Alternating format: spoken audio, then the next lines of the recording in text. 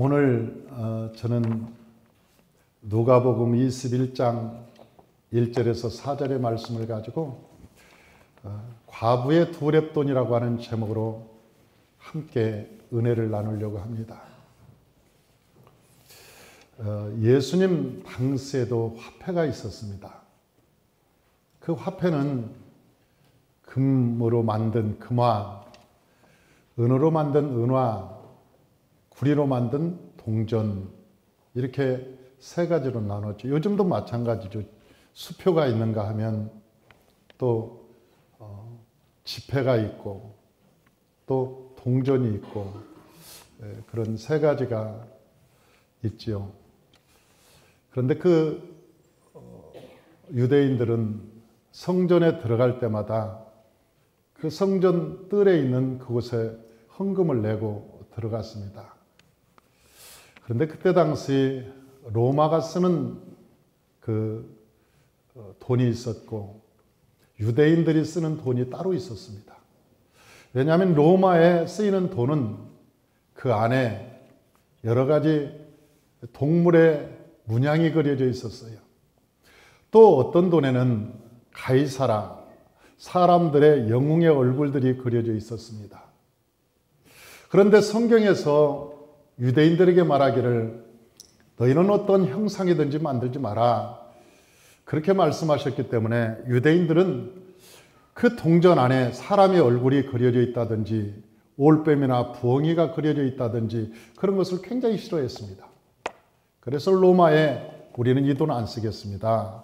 우리는 하나님을 섬기는 백성들인데 하나님의 십계명의 첫째, 둘째가 형상을 만들지 말라는 것이었습니다. 그렇게 얘기하니까 그러면 너희들이 화폐를 만들어 써라, 그렇게 허락을 해줘서 유대인들은 금전, 이 금화, 은화, 그리고 동전에다가 포도송이, 석류, 성경에 나와 있는 그런 내용들을 그렸습니다. 사람들의 얼굴은 그리지 않았죠. 그래서 그 헌금할 때도 유대인들은 금화 속에 포도송이나 석류송이를 그려서 넣고 그것을 돈을 화폐로 사용을 했죠. 그런데 그 헤롯 궁전이라고 하는 그 헤롯이 40년에 걸쳐서 만든 큰 성전이 있었습니다. 그런데 그 성전 가면 뜰, 성소, 그리고 지성소로 구분되어 있었는데 여인들은 뜰만 가게 되어 있었어요. 그 뜰 안에는 13개의 헌금 항아리가 있었고 그 항아리에 이제 헌금을 하고 들어갑니다. 그런데 여인들은 뜰에서만 기도하게 되어 있어요. 제가 터키에 갔을 때 참 놀라운 것을 발견했습니다. 왜냐하면 그 회교도들, 다시 말하면 이슬람 종교를 믿는 그 사람들은 아직도 여인들만 들어갈 수 있는 선이 있어요. 그 뒤에 있는 선인데 그 뒤에 있는 그 선을 넘어가면 안 됩니다. 큰일 납니다. 그래서 그 여인들은 그 맨 뒷줄에 있는 그 선까지만 가서 거기서 모여서 기도하고 남자들은 저 앞에 강대상까지 가서 그 강단 앞에까지 가서 기도를 해요. 그래서 여인들과 남자들이 기도할 수 있는 곳이 구별되어 있습니다. 아마 유대인들도 초기에는 아마 그러했던 것 같습니다. 지금도 그 유대인들의 풍습은 변하지 않았겠죠. 그런데 그 동쪽 성전의 뜰에서 예수님께서 가만히 앉아서 헌금하는 것을 보았습니다. 어떤 사람들은 이 헌금을 지폐로 하는 사람도 있었고 어떤 사람은 헌금을 수표로 하는 사람도 있고 뭐 그런 사람들이 다양할 거예요. 저는 수표를 볼 때 이 100만 원짜리 수표, 10만 원짜리 수표, 1000만 원짜리 수표, 1억짜리 수표가 여러분 색깔이 다른 걸 여러분 압니까? 여러분은 모르겠어요. 아는 사람도 있고 모르는 사람도 있을 거예요. 그런데 나는 1000만 원짜리 수표를 보면서 100만 원짜리 수표와 다르구나, 그걸 보았어요. 그런데 1억짜리 수표를 보면서 내가 깜짝 놀랐어요. 1억짜리 수표는 공이 하나만 덧친 게 아니라 이게 다르구나. 그런 것을 보았다니까요. 우리 성도님 중에 세 분이 내가 그 수표를 1억짜리 수표를 가지고 와서 저한테 목사님 이거 하나님께 쓰십시오. 그리고 1억짜리를 3번 받아본 적이 있어요. 3번. 하나님께 이것은 온전히 쓰여지기를 원합니다. 야, 1억짜리를 내가 수표를 받고 그 수표를 내가 햇빛이다 보고 아니 나도 처음 보는 거니까 그거 보면서 참 희한하다. 그리고 공을 몇 번이나 셌는지 몰라요. 공을 수없이 채봤습니다. 그러니까 그 헌금하면은 어떤 사람은 금화를 넣는 사람도 있고 어떤 사람은 은화를 넣는 사람이 있고 어떤 사람은 통전을 땡그랑 넣는 사람이 있었어요. 그런데 예수님께서 하루 종일 거기에 성전에 헌금하는 것을 가만히 발장을 끼고 보고 계시다가 제자들에게 말하기를, 제자들도 봤을 거 아닙니까? 제자들에게 말하기를, 저 동전 투입을 낸 저 여인이 오늘 헌금을 제일 많이 했구나.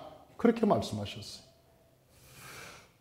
수표를 낸 사람도 있고 거의 5만 원짜리 지폐를 낸 사람도 있고, 그런데 그 동전 500원짜리 동전 투입을 땡그랑 넣은 그 여인을 보고 예수님께서 말씀하시기를, 저 여인이 오늘 헌금을 제일 많이 했다. 그렇게 얘기하니까 제자들은 이해할 수가 없었죠. 자기 눈으로 봤는데, 그리고 이 금화를 넣는 사람들은, 수표를 넣는 사람들은 그냥 안 넣습니다. 그때 당시 풍습에 하나님 보시옵소서, 내가 이 예물을 여호와께 드리나이다. 그러면서 그냥 손을 든 것은 아니고 흔들었습니다. 그걸 요제처럼 흔들고, 하나님 내가 여호와께 드릴 수 있는 은혜가 있고 하나님 믿음을 주시고 하나님께서 이 예물을, 큰 예물을 여호와께 드리게 하심을 감사합니다. 그리고 1억을 드립니다. 그러니까 사람들이 그걸 몰랐겠어요? 다 알았겠지. 그럼에도 불구하고 예수님께서 그 여인이 동전 투입을 몰래 땡그랑 넣는 것을 보고, 오늘 하루 종일 헌금한 사람 중에 저 여인이 오늘 헌금을 제일 많이 했느니라. 그러니까 제자들이 저게 무슨 소리지? 도대체 예수님은 우리하고 같이 봤는데 왜 저런 말씀을 하시지? 그렇게 생각하고 있었다는 것이죠. 사랑하는 성도 여러분, 왜 그랬을까요? 왜 예수님께서 그렇게 말씀하셨을까요? 첫째는 이 과부가 드린 예물이 사랑의 예물이었기 때문에 그렇습니다. 이 세상에 예수님께서 헌금 가져오라는 말은 한 번도 한 적이 없었습니다. 성경 그 어디를 찾아봐도 헌금을 가져오라는 얘기는, 이 돈을 가져오라는 얘기는 한 번도 한 적이 없었습니다. 왜? 예수님은 하늘과 땅의 모든 것이 하나님의 것이었기 때문에 그렇습니다. 이 세상의 모든 것은 하나님의 것이에요. 하나님은 부족함이 없는 분이셨어요. 하나님께서는 이 세상에 부족함이 없는 분이셨어요. 그래서 골로새서에 보면 만물을 하나님께서 만물보다 그가 먼저 계시고 하늘과 땅에서 보이는 것과 보이지 않는 것과 통치자와 권세자와 권세와 능력이 그에게서 나오고 그로 말미암고 그를 위하여서 하나님께서 만들었나니, 그렇게 말씀하고 있습니다. 그러니까 이 세상의 우주 만물이 다 하나님의 것인데 하나님이 뭐가 그 필요해서 우리한테 돈 가져오라고 얘기했겠는가? 뭐가 부족해서 하나님께서 돈 가지고 알아오라고 말씀하셨을까 하는 생각이 드는 거예요. 하나님께서 성경에는 돈을 가져오라고 하는 말이 한 번도 나와 있지 않습니다. 이 사랑이라고 하는 것은 이 네 가지가 얘기하는데, 이 네 가지는 우리는 뭐 사랑합니다. 그러면 애기한테도 사랑한다고 얘기하고, 남녀도 사랑한다고 하고, 뭐 친구 간에도 사랑해, 뭐 그런 얘기도 하고 그러는데, 유대에서는 사랑이라는 단어가 네 개로 딱 구분이 돼요. 그런데 그 네 개로 구분되는 것은 뭐냐면, 남자끼리 사랑하는 것을 필레오라고 그래요. 우정. 그 사랑이 달라요. 우정.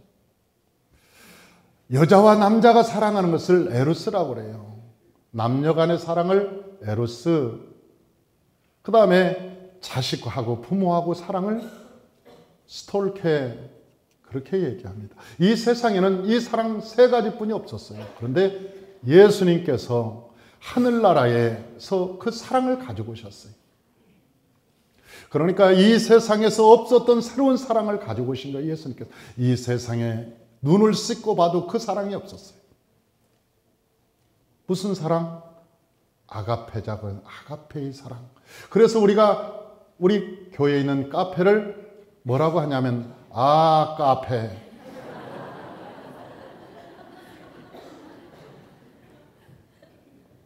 아니 그 이름이 아가페잖아요. 아가페.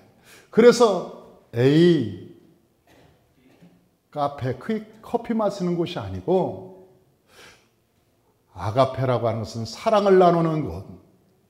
예수 그리스도의 사랑을 나누는 곳. 그곳에는 아가페에는 예수의 사랑이 있는 곳. 예수의 사랑만이 넘쳐나는 곳을 우리는 아가페라고 한다면, 우리 교회의 이 교제의 장소는 카페. 거기서 사랑을 나누라는 거죠. 예수의 사랑을 나누라고 아가페라고 지었습니다. 이 아가페는 이 세상에 없었습니다. 그런데 예수님께서 그 사랑을 하늘나라에서 가지고 오신 것입니다. 그리고 그 사랑을 우리에게 나눠주신 거예요. 누구에게? 하나님을 아는 자에게 그 사랑을 부어주신 것입니다.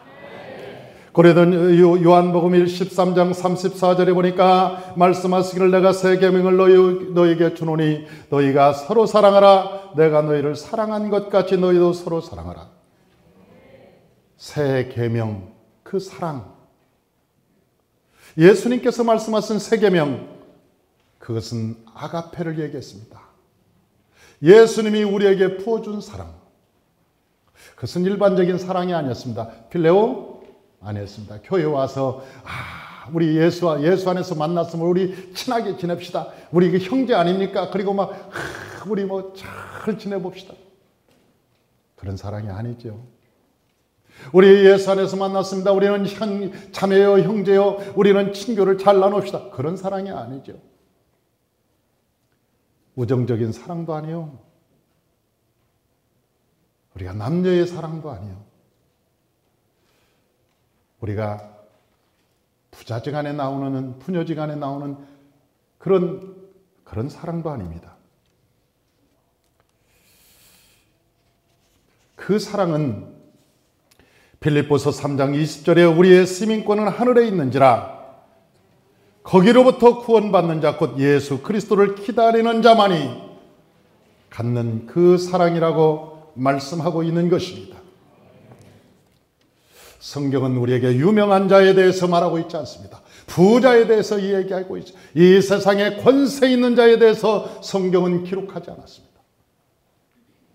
성경은 하나님의 사람들에 대해서 기록하고 있습니다. 천국 갈 사람들에 대해서 기록하고 있습니다. 천국 갈 사람, 하늘에 시민권이 있는 자에 대해서 하나님께서 기록하고 있습니다. 어저께 그 선교사님을 만났습니다. 지난번에 우리 금요 차례를 인도하신 그 선교사님을 만났습니다. 그 선교사님이 저희 교회에 와서 그 청년들하고 같이 청장년 선교팀 때문에 어저께 이야기하고 9시 한 반이 되어서 갔습니다. 같이 식사를 하고. 그런데 내가 참 같이 이야기를 나누면서 오랜만에 배짱이 맞는 선교사님이다 하는 생각을 했어요. 하나님께 미쳐 있는 거예요. 이렇게 보니까 한 번 만나, 두 번 만나, 여러 번 만나면서 하나님께 미쳐 있는 거예요. 그러면서 그 청장년들에게 말하기를 선교 여행이라고 하는 이름 걸고 놀러 오지 마십시오. 만약 올려 하거든 진짜 선교를 목적으로 오시오. 1년간 철저히 준비해서 내 동력자가 되려면 오고 그렇지 않고 놀라면 오지 마십시오. 선교라고 하는 명목하에 놀러 다니려면 오지 마십시오. 우리 교인은 한 3,000명 되는데 거기에서 5시간 예배를 드린다. 모두가 다 서서 찬양하고 기도하고 기도할 때 귀신이 쫓겨나가고 하나님의 역사가 일어나고 입신이 들어가고 거기에서 놀라운 역사가 일어납니다. 우리 내 사역에 동참하려면 오고 그렇지 않으면 아예 올 생각을 하지 마십시오. 그러면서 이 얘기를 주고받고 하는 시간을 가졌습니다. 앞으로 몇 번 더 만나서 선교에 대한 구체적인 계획을 세우고 우리가 만약 온다고 하면 자기들이 5,000명에서 10,000명까지 모을 수 있다고 그래요. 그래서 그 사람들을 모아서 그 시장과 연합해서 한번 집회를 하자는 거예요. 목사님이 직접 오시면 하겠다는 거예요.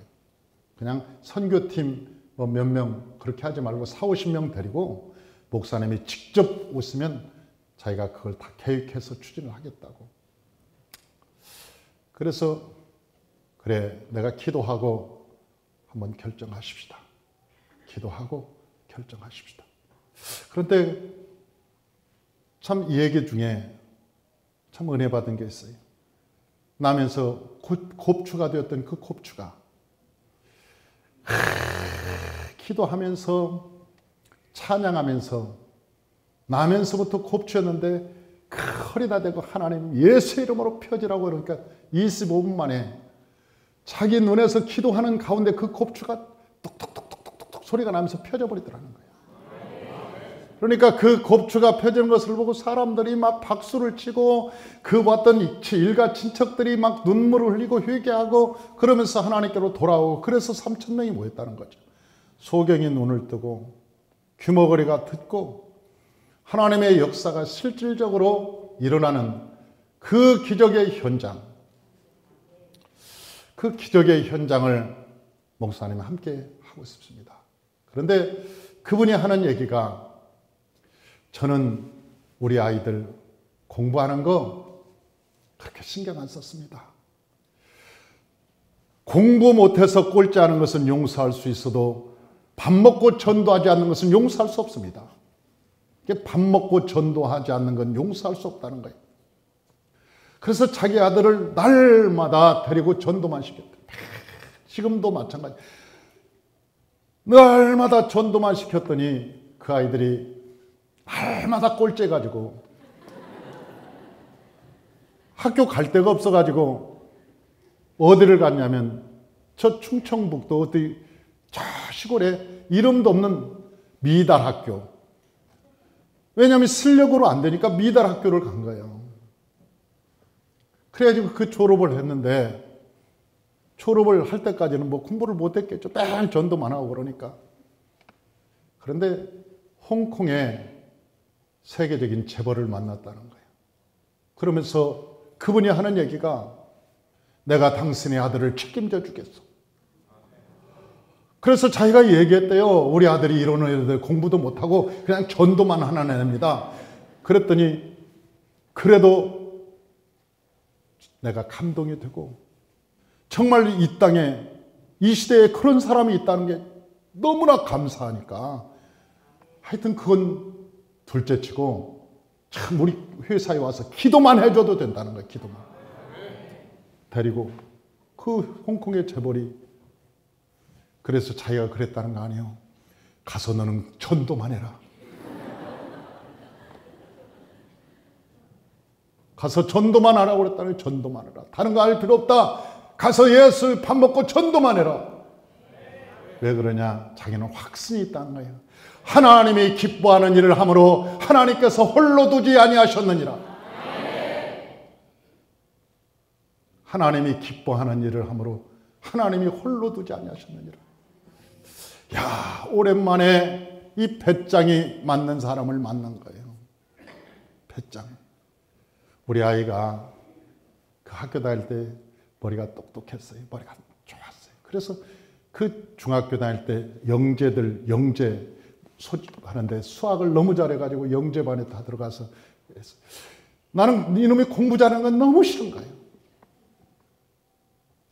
학원도 안 보내고 공부할 때 되면 내가 몰래 살짝 꼬셔서 놀러 가자. 그랬더니 아빠하고 놀러 가는 게 무슨 재미가 있겠어요, 걔가. 아빠 안 가요. 그러면 그랬어요. 네 애들 없냐? 네 친구들 꼬셔라. 그랬더니 내 친구들은 다 학원 갔어요. 그래서 학원 못 가게 하고 꼬셔. 그래서 걔를 꼬셔가지고 제가 애들을 태우고 내가 을왕리도 가고 가서 사진도 찍어주고 막 신나게 마라톤도 시키고. 나는 걔가 공부 잘하는 것을 원치 않았어요. 진짜로. 왜? 공부를 잘해놓으면 국가에서 불러가고 대기업에서 불러가고 세계에서 불러가고 공부를 잘해놓으면 불러갈 때가 너무나 많은 거라. 쓸모가 너무나 많은 거라 하나님께 쓸 시간이 없어. 하나님께 시간을 드릴 시간이 없는 거예요. 성가대에 쓸 수 있겠어요? 교통부에 들어갈 수 있겠어요? 여러분 찬양단에 쓸 수 있겠어요? 봉사의 만나팀에 들어가겠어요? 하나님이 기뻐하는 일에 쓰임받아야 되는데 이 세상에 우리가 태어난 것은 잘 먹고 잘 살고 모든 권세의 영광 누리려고 이 세상에 태어난 게 아닌데 하나님께 쓰임받으려고 태어난 건데 거기에 어디다 쓰겠냐? 사람들은 알아주겠지. 그러나 하나님은 알아주겠냐는 거지. 세상 사람들이 알아준다고 해도 하나님께서 알아주지 않으면 아무 쓸모가 없는 거예요.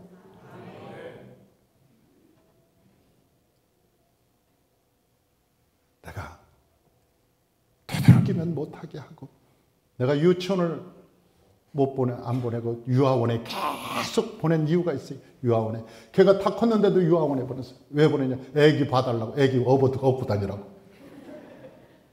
어렸을 때부터 애기 업고 다니라고. 네가 희생정신, 봉사정신을 기르지 않으면 하나님께 쓸모가 없어. 너는 하나님께 쓸모가 없어.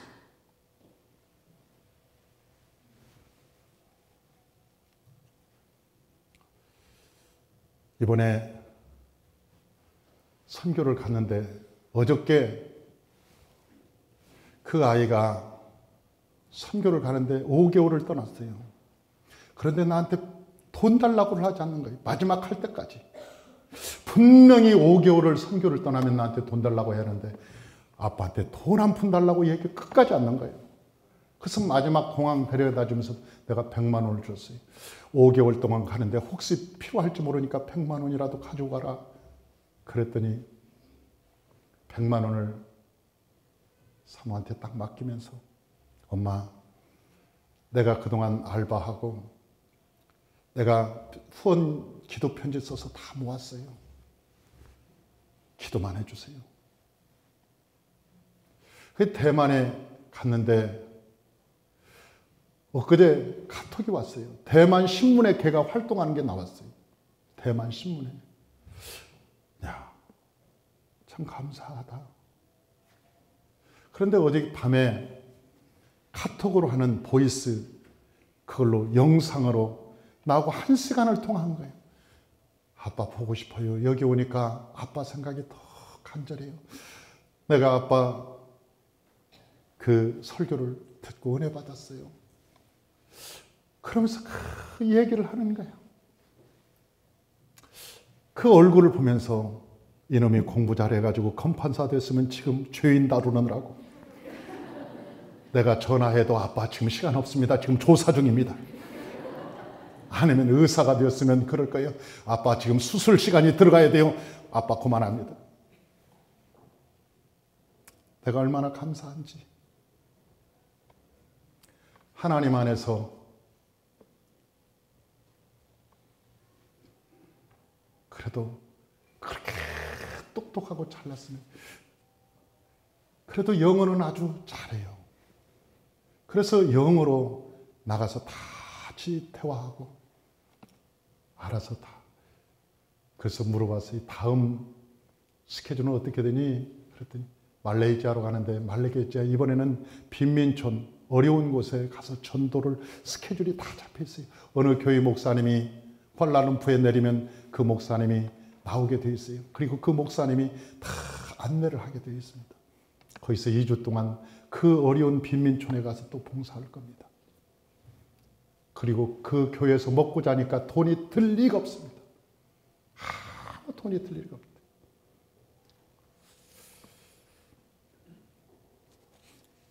사람이 나는 그 선교사님 얘기 듣고 되게 감사한 거예요.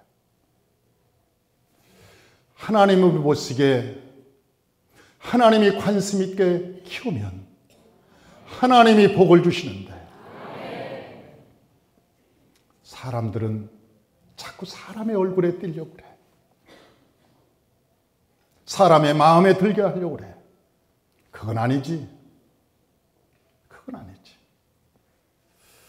이 여인이 두 렙돈, 그것은 액수가 아니었습니다. 하나님께서는 어차피 하늘과 땅을 하나님이 지으셨습니다. 돈도 내 것이요 은도 내 것이라고 말씀하셨어요.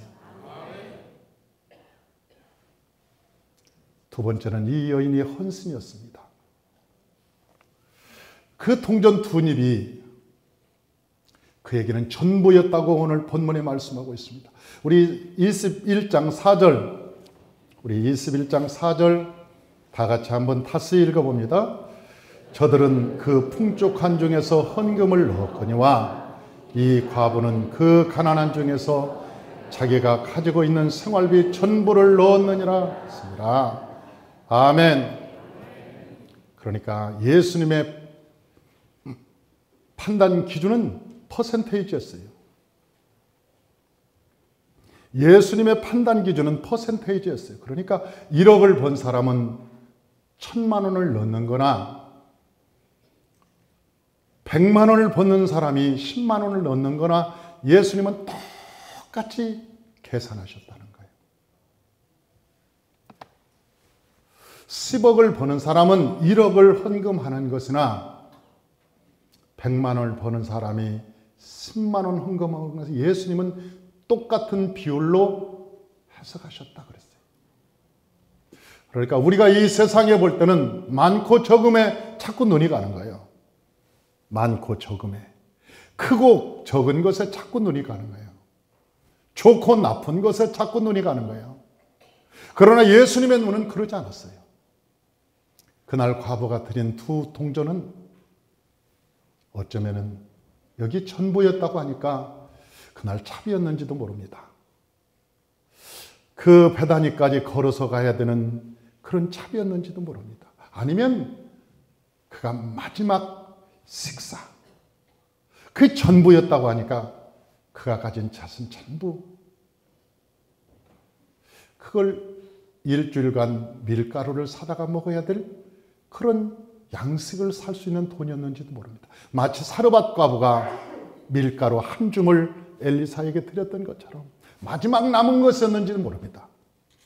여러분, 하나님께서 성경에서 말씀하시기를 헌신이라고 하는 것은 마지막 것을 하나님께 드리는 것이라고 말합니다.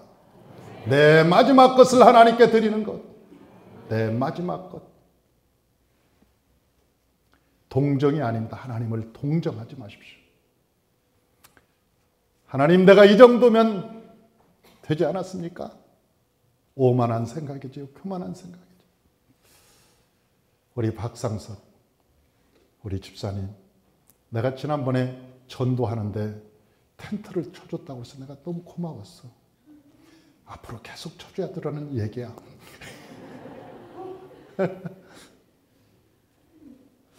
우리 검도 관장님입니다. 저분이 우리나라의 검도계에서는 이거입니다.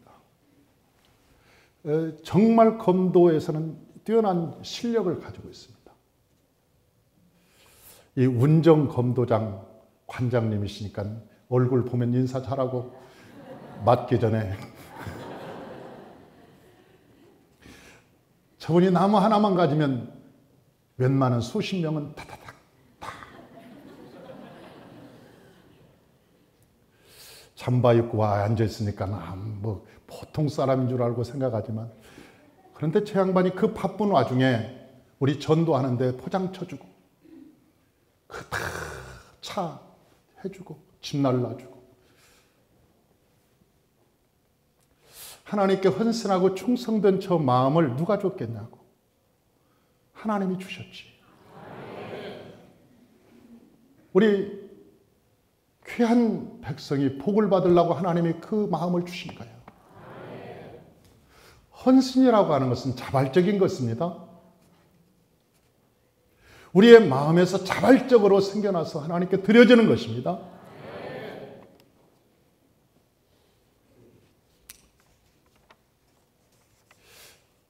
이 과부가 2렙돈을 드릴 때 이게 마지막 양식이었는지도 몰라요. 제가 한 번은 신학교 다닐 때 지갑에 10,000원짜리 하나가 있었습니다. 그때 10,000원이면 굉장히 큰 돈이었습니다. 신학교 때. 그런데 예배를 드리는 중에 내 마음에 하나님께 예물을 드려라. 이 10,000원을 예물을 드려라. 그게 1,000원짜리하고 10,000원짜리 딱 2개가 있었는데,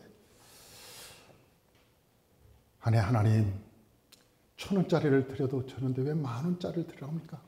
이 10,000원이 내 지갑에 있는 전부인데, 나는 그때 역촌동을 살 때인데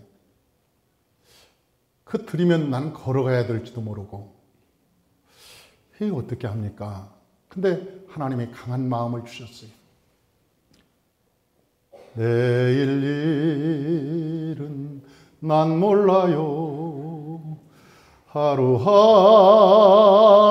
살아요. 속으로. 그리고 전부를, 지갑에 있는 전부를 내가 딱 드렸어요. 하나님 모르겠습니다. 주님이 내 마음에 감동을 주셨으니 모르겠습니다. 그리고 딱 하나님께 드렸어요. 이제 집에 걸어갈 일이 걱정스러운 거야.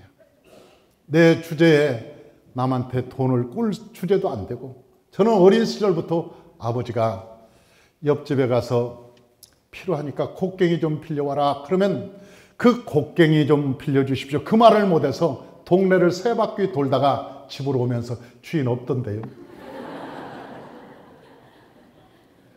내 주제가 그런 주제예요. 남한테 아쉬운살이를 이만큼도 못하는 이 성격을 가지고 있어요. 정말로 남한테 이만큼도 못하는 성격이에요. 그런데 내 호주머니에 있는 것을 다 드렸으니 걸어가야 되는 것은 당연한 것이지. 예배를 드리고 뚜벅뚜벅 선교센터에서, 그 옛날에 선교센터에서 예배를 드리고 내려오는데 그 1층에 딱 내려왔는데 어느 분이 나를 부르는 거예요. 내 신학교 때. 그래서 보니까 우리 여자 구역장님이 오셨어요. 구역장님이 나를 뒤에서, 키가 크니까 나를 뒤에서 보고는 내 뒤통수가 보였던지라 보면서 하는 얘기가, 아니 신학교 갔다는 이야기를 듣고 그렇지 않아도 내가 기도하는 중에 책값을 드리려고 내가 준비를 해놨는데 그러면서 지금까지 못 만나서 못 줬다고 그러면서 나를 만나자마자 그 봉투를 주는 거예요. 나중에 봉투를 열어봤더니 5만 원이 들어있어요. 그 봉투에 여러분, 그 여의도 넓은 곳에서 대성전도 아니고 교육관도 아니고 선교센터 그 같은 곳에서 예배드리고 같이 나오는, 그게 우연이라고 볼 수 있습니까? 아니에요. 하나님께서 내 믿음을 테스트하신 거예요.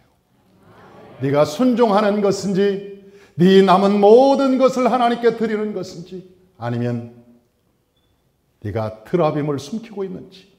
네 엉덩이에 트라빔이 있지. 트라빔이 있지. 남도 아버지도 모르고 남편도 모르는 트라빔 있지. 웃는 사람 알지? 그 트라빔은 남편도 몰라. 아버지도 몰라, 친정도 모르고 아무도 몰라. 그 드라빔이 있어. 다음 주에 가지고 와.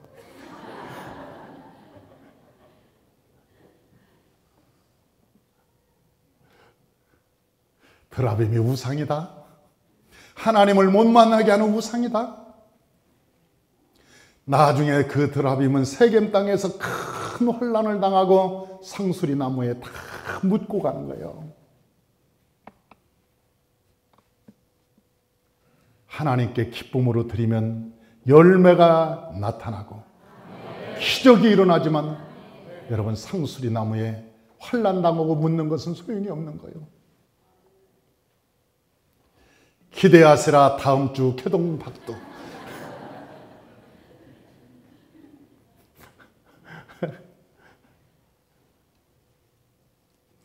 거기다 꼭 드라빔이라고 쓰십시오.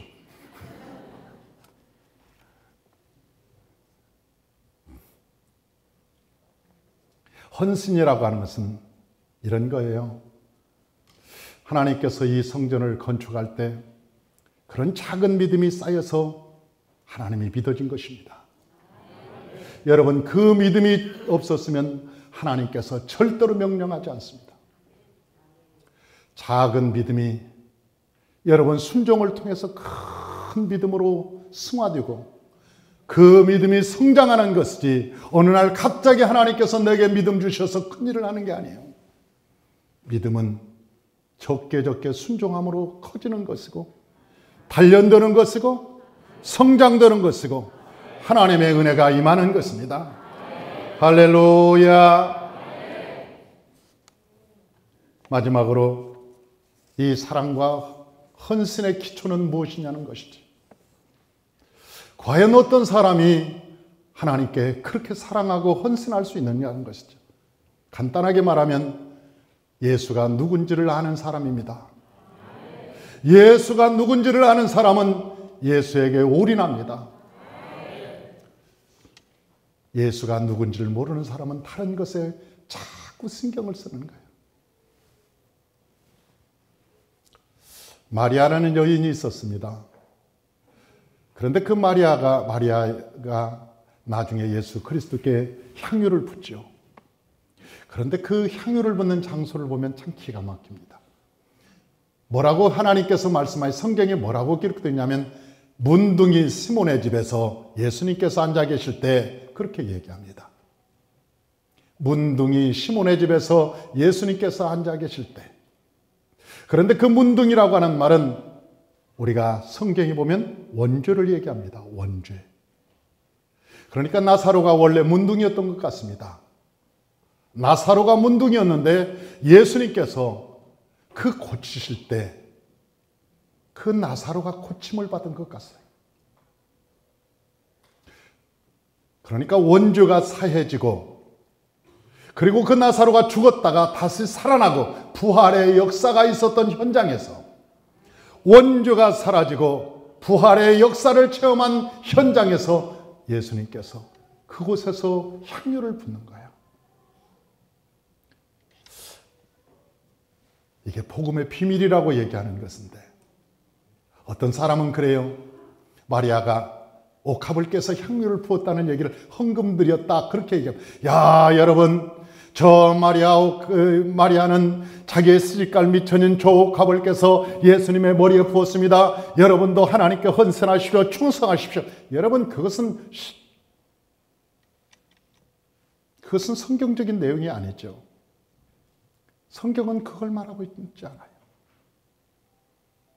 기름을 부을 때 세 사람에게만 기름을 붓습니다. 구약 성경 보면 세 종류의 사람에게만 기름을 부어요. 첫 번째는 왕은 반드시 왕이 될 때 기름을 부어야 됐어요. 두 번째는 제사장이 될 때는 반드시 머리에 기름을 부었어요. 세 번째는 선지자에게는 반드시 머리에 부었어요. 기름을 부었어요. 그런데 예수님께서 이 세상에 오실 때 왕으로 오셨고, 제사장으로 오셨고, 선지자로 오셨습니다. 그런데 그 누구도 예수 그리스도의 머리에 기름을 붓는 사람이 없었어요. 한 사람도 없었어요. 그런데 그 마리아가 예수님이 누군지를 알았습니다. 저분은 왕으로 오셨다. 저분은 대제사장으로 오셨다. 저분은 선지자로 오신 분이다. 그 마리아만 알고 있었던 거예요. 그리고 그분이 자기 집에 들어왔을 때 이건 대관식을 하는 것입니다. 지금 그 집에서. 대관식을. 여러분, 다윗은 헤브론 땅에서 대관식을 했어요. 백성들이 그에게 기름을 부었어요. 백성들이. 백성의 대표가 기름을 부어.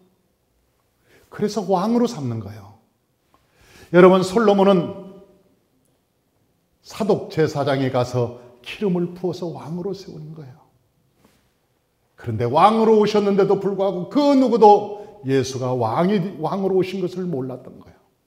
따라다녔던 제자들도 아무도 몰랐어. 그런데 마리아는 알았어. 그 마리아가 자기 옥합을 깨서 예수 그리스도의 머리에 붓는 거예요. 예수님께서 한 말씀을 하시죠. 이 복음이 전파되는 곳에 이 여인의 행함도 전파되리라. 그것은 무슨 뜻을 의미합니까? 내가 이 땅에 왕으로 왔고, 내가 이 땅에 제사장으로 왔고, 내가 선지자로 왔음을 만민이 알게 하리라. 그건 단순한 사건이 아니었어요. 마리아는 예수가 누군지를 알았어요. 그래서 그에게 향료를 부었을 수 있던 거예요. 그가 가지고 있었던 옥합을 깰 수 있었던 거예요. 예수가 누군지를 몰랐다면 절대로 옥합을 깰 수 없습니다. 자기를 시집갈 미천으로 놓아두지.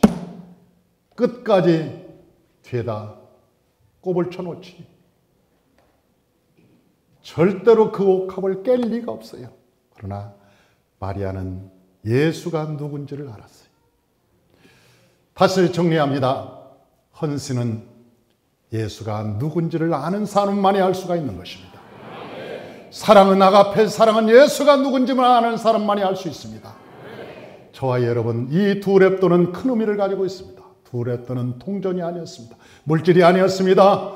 그 과부는 예수가 누군지를 알았습니다. 하나님이 어떤 분인가를 알았습니다.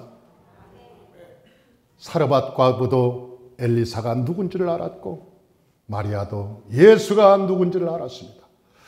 하나님 안에서 드는 헌신, 하나님 앞에서 드려지는 이 사랑, 이런 모든 것들은 그분이 누군지를 알아야만 가능하다는 것입니다. 저와 여러분이 저 두 렙돈을 드린 그 여인처럼, 한 줌의 밀가루를 드렸던 사르밧 과부처럼, 향유를 깼던 저 마리아처럼 예수는 주요, 주는 그리스도요 살아계신 하나님의 아들이라고 고백하는 은혜의 삶을 살아가시기를 주의 이름으로 축원합니다. 할렐루야. 기도하겠습니다.